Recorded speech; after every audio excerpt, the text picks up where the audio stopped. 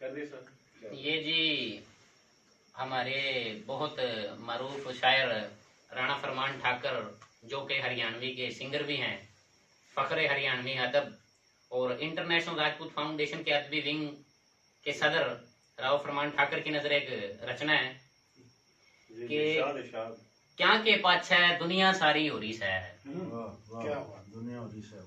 क्या के पाछे दुनिया सारी हो रही है, चारों कानी मारा मारी हो रही है।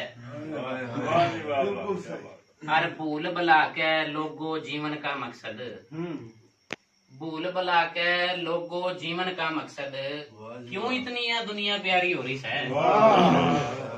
भूल भुला के लोगो जीवन का मकसद, क्यों इतनी यह दुनिया प्यारी हो रही है। और वकील भाई शेर देखना कि धरती के एक टुकड़े पाछे भाइया में,